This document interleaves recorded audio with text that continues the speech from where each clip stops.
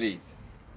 Pateicis gods, ka esat tik lielā sastāvā, un paldies vispār, ka tāds projekts notiek jau 14. gadu, vai 13.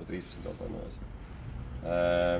Jā, es ceru, ka aizvien vairāk uzņēmēji un privātpersonas piedalīsies šajā programmā, šajā pasākumā, jo tas tomēr kaut kādā veidā arī vienam otru mudina kļūt efektīvākiem, ilgspējīgākiem. Un šeit mēs stāvam pie mūsu dzīvojamā nama, kuru mēs no nulles uzbūvējām, tā jaunbūve. Diezgan daudz gan šeit ir darīts pašspēkiem, daudz dažādi risinājumi, gan kas apgūti ir profesionālā darbībā, gan arī universitātē, vides inženieru fakultātē. Jā, tad mums ir vienstāvīgs nams, kas varbūt uz pirmo mirkli šķiet, ka mazliet neefektīvāks, jo divstāvīgas ēkas visbiežāk ir efektīvāks tā, ka mums ir mazāk jumta platība, bet mēs esam izmantojuši diezgan biezu jumta siltinājumu, mums ir 400 mm, tas ir 40 cm siltinājums, lai tad mazliet kompensētu šo tā divu stāvu neesamību un mazliet lielāku platību vienā stāvā. Tad, protams, kur nu vairs mūsdienās bez saules paneļiem, tie mums ir uzlikti maksimāli, cik sadales tīkli pieļauj mikroģenerācijā un cik arī pieļauj jums, lai varētu patiešām izmantot tikai vienīgi elektroenerģiju.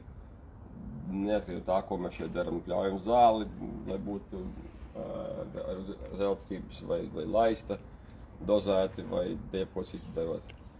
Tā skaitā, protams, apkure un arī visa mājsaimniecības tehnika. Jā, tad varbūt nav tikai energoefektivitāte, bet arī ilgtspēja. Protams, cik nu mums pilsēta pieļauj, tiek gan atkritumi šķiroti, gan apgaismojums ir pēc pieprasījuma uz sensoriem, lai lieku reizi nedeg, tad, kad nav neviena mājās vai nav nepieciešamības. Nu jā, varbūt mēs varam apiet riņķī. Siltumavots. Siltumavots ir, protams, siltumsūknis, gaiss, ūdens, siltumsūknis, ventilācija ar rekuperāciju, respektīvi atgūstam silto gaisu no izlietotā gaisa, plus ventilācija rekuperācija darbojās uz CO2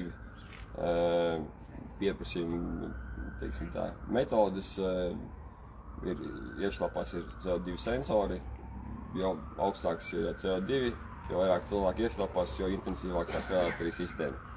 Nav neviena mājās, sistēma strādā uz minimālas, teiksim tā, bāzes robežas, lai veidinātu telpu, lai neveidotos mitrums, un līdz to arī nevēlams varbūt kaut kādas mikrobioloģijas apvirzes. Varbūt tā pēc riņķī.